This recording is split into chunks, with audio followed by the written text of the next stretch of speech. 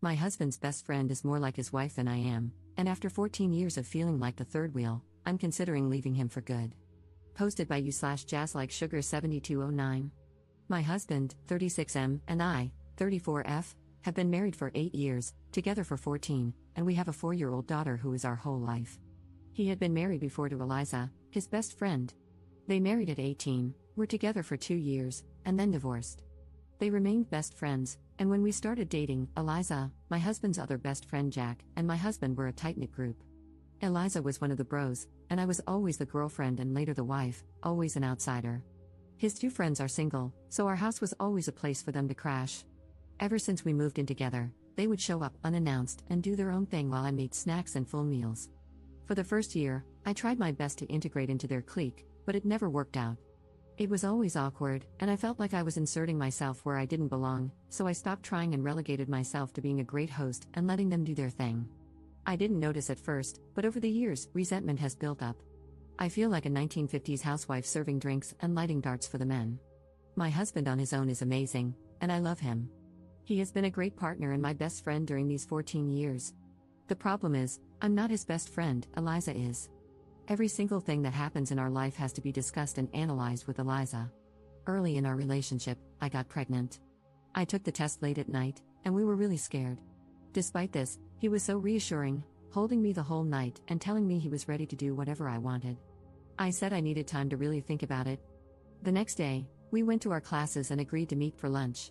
When we met, he asked me how I was feeling, then told me he had the contact information for a doctor who performed terminations. It was illegal back then.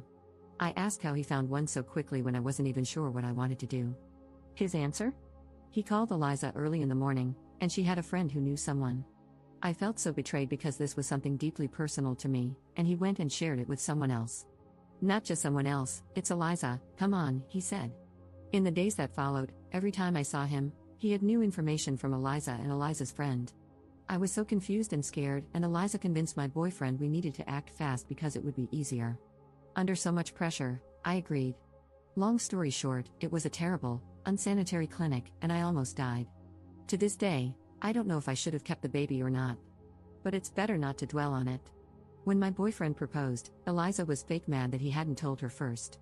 The only way to placate her was to make her his best man, even though my husband had a male best friend. Every little or major event in our life turns into, yeah, I'm going to tell Eliza now, you know how she gets. I was SA'd as a child and told my husband about it. He was the first person I ever confided in. Months later, Eliza and I were alone in our kitchen, and she started talking about something she'd heard on the news about a girl raped by a family member. Then she hugged me. When I started trying for a child and got pregnant, I asked my husband to keep it between us for a little while. It was Wednesday. By Sunday, when I saw Eliza, she congratulated me. I ended up miscarrying. I started looking for a doctor to help me deal with my depression, again, something I wanted to keep private. Eliza was so understanding.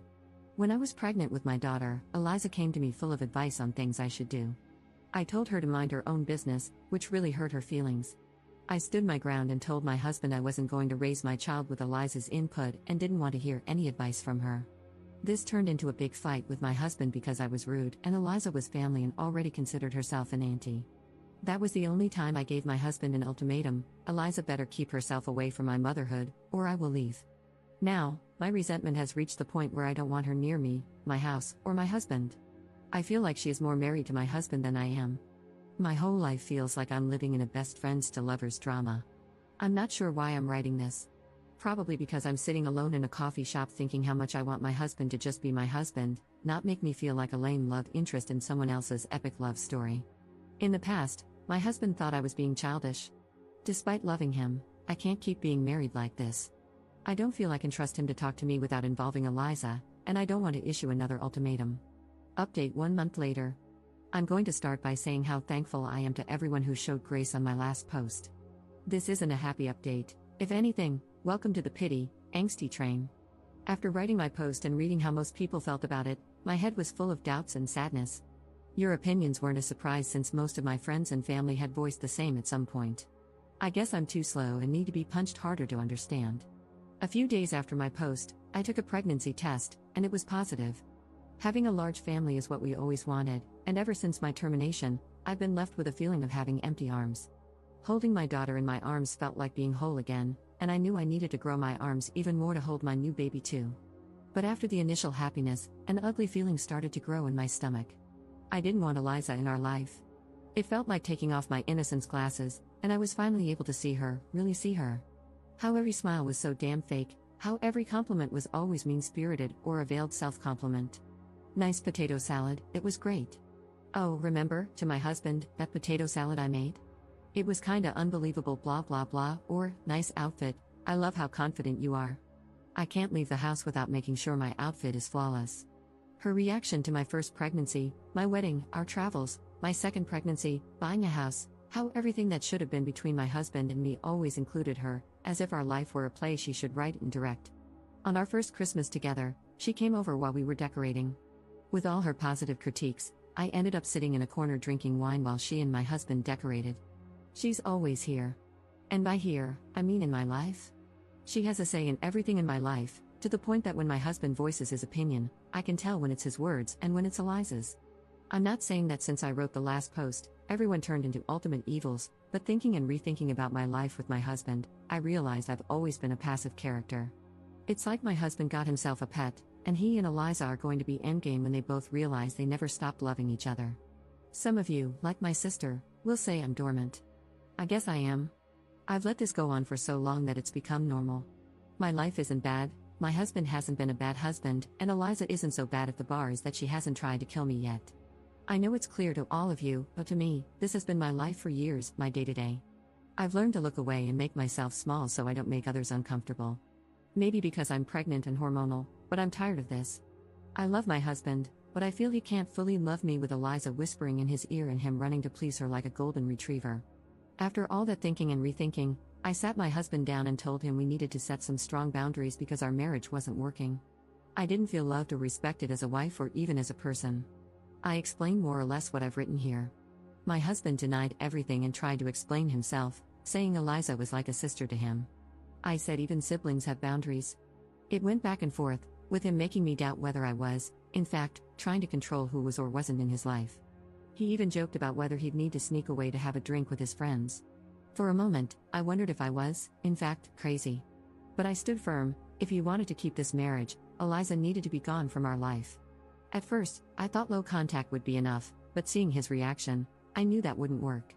Maybe I wouldn't see Eliza, but he certainly would, and I would be antagonized and mocked. Honestly, knowing this made me realize my marriage was over. So I pressed with important questions. What were his real feelings? Why did they divorce if they were so hung up on each other? Why hadn't he left me sooner? Why not leave me now? Did he love Eliza more than me? Why? What was it about her? What did she have that I didn't, that made her impossible to leave? In summary, he loves her, but he also loves me. He doesn't understand how. Both of us bring something he doesn't want to miss. He's not sure if he wants a life with Eliza like the one we have, a marriage, a family, but she is his soulmate. They divorced because their relationship was so intense it burned them both. With me, he has calm, peace, and a loving place to come back to. He's never cheated but admits he sometimes fantasizes about her being me and me being her. They often talk about having this life together but agree that being together would destroy their bond. Also messed up, my God. I know it was kind of obvious to all of you in my first post, and it should have been obvious to me. But hearing my husband say he loves another woman, that she's his soulmate, and that he put her at the center of our life, made her an auntie to our daughter and some kind of sister-in-law to me, a supposed family friend, it broke me. I'm not going to lie. I threw myself on the floor, hugged his legs, and begged him, asking what I needed to do to make him love me, to only love me. I felt so pathetic, but I thought everything was worth saving something as valuable as my marriage. I cried and cried and cried. And the hardest part was hearing there was nothing I could do. This is all. I know it's not some shocking news, but for me, my life is falling apart. The only things holding me together are two little hands that hug me every night and the small bean in my belly. We haven't discussed anything legal yet. He's left the house, and my sister and mom are staying with us for now. Top comment. He's a selfish, cruel man. She is equally horrible. He used you, kept her around, and she played along with it. He says he sees her as a sister but then claims he fantasizes about her being you and you being her. Both cannot be true at the same time. She is either a sister to him, or he wants her to be his wife. All he does is lie. He was living his best life and got everything he wanted. He has cheated, maybe not physically, though I doubt it, but emotionally, he has. You deserve to find someone who truly loves you and chooses you every single time, not someone who keeps another option. You were their little doll to play with. You gave him all these wonderful things so she didn't have to, but she gets the perks of being your husband's girlfriend without ever having to get pregnant or do any hard labor in a marriage. I'm so sorry. Second update 1 month 2 weeks later. Hopefully, this will be my last update, but not the end for me. Thanks again to everybody who sent me encouraging messages or replied to my last 2 posts. To clarify a few things people asked or guessed, yes, I'm South American. I live in a very religious country and was raised Catholic, even though I don't follow any religion now and consider myself an atheist. Some things are just too deeply ingrained in our brains. Also, yes, I grew up seeing my mom crying over my dad's multiple affairs.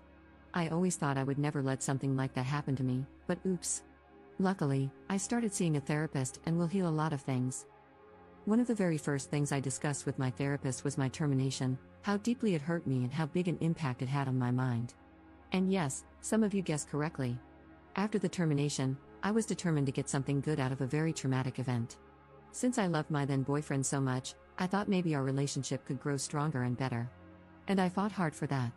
Then, after a while, it became more about, have I suffered so much for this relationship just to lose it over this one thing? No. Later, it turned into, this is my life, go to sleep and get over the pain. Now, I realize how similar that mindset was to my mom's while forgiving my dad. But since I wasn't being physically cheated on, it never crossed my mind that I was doing the same thing. Now, about my husband and me, we are getting a divorce. I put on my big girl pants and went to talk to him again. I promised myself and my children that I would never beg someone to love me, and my children wouldn't have to grow up believing that something is worth more than loving and respecting yourself. So, I went to talk to him, mostly to say I wanted a divorce, and that's all. At first, I wanted to write down all the things he did that hurt me and how much they hurt, but what's the point? Communication time is over for us as a couple. He was all shocked and then teary because he didn't want a divorce. He tried to convince me to take more time to think. Then he tried to negotiate, asking what I needed for this to work, what I wanted, and what he was willing to do. He was so generous to offer to take some distance from Eliza to work on our issues. I laughed like a maniac because WTF. He said our family means everything to him, our daughter, our new baby. I was something he valued so much. I was the heart of his family, and he would always love me and be thankful for everything I gave him. This hurt because, yeah, he doesn't see me as a woman or his wife. I'm the mother of his children. I'm the one who takes care of him and his house, and he's thankful? It was a long talk, but it was mostly the same thing over and over again. In the end, he proposed that I keep the house, stay married because his job has great benefits that I should take advantage of even if we weren't together. He said he would cover all expenses, and we could live in different houses. In the end, he reluctantly agreed to the divorce. I'm now working on establishing new boundaries. I agreed that we should keep things friendly because we have 2 kids to co-parent. Since he doesn't have a place to live yet, I allowed him to hang out with our daughter in our home, take her to the park, etc. But then he started showing up unannounced at our house, cooking for himself, and acting like he still lived there. I was getting really uncomfortable. I had asked for his keys earlier, but he said he wanted to keep them for emergencies only. One day I snapped and told him to either give me the keys back or change the locks. Again, he got teary, saying this was still his home. I told him it wasn't anymore, so no more hanging out here. Now, I'm thinking it's best to sell this house and find something new that can be mine and the kids' home only. As for Eliza, some of you will be happy to know they aren't together. He isn't staying with her, and from what I know, she has distanced herself from him. Maybe she only liked him when he was in a relationship? Or now that her power trip is over, she isn't interested? He is pretty heartbroken that his so-called best friend isn't with him anymore, like, really heartbroken. I know this because a mutual friend told me, and when he comes to pick up our daughter, he seems in bad shape. He's unkempt, has lost some weight, and always looks so tired. My pregnancy is going fine. As you might have guessed, I'm not interrupting it, so between a divorce and having a baby this year, I guess I'll have a very eventful year. That's all, I guess. Commenter. He's an idiot. He put his ex above you and his children, only to get burned by her. She never wanted him, she just loved the control she had over him. Ops response. It's a shame I won't be able to know exactly what happened between them and their fallout. I'm distancing myself from that drama, but I would love to know, like the big gossiper that I am. Commenter. I'm so happy for you. The idea of a different house is good, but you can also just change all the locks. Build a social support group for yourself, create distance from your ex, and limit interactions. Wishing you all the best. Ops response. I think the new house will be the best, without any sad memories, just a fresh start. Also, I want to live closer to my mom and sister since I will be needing their help.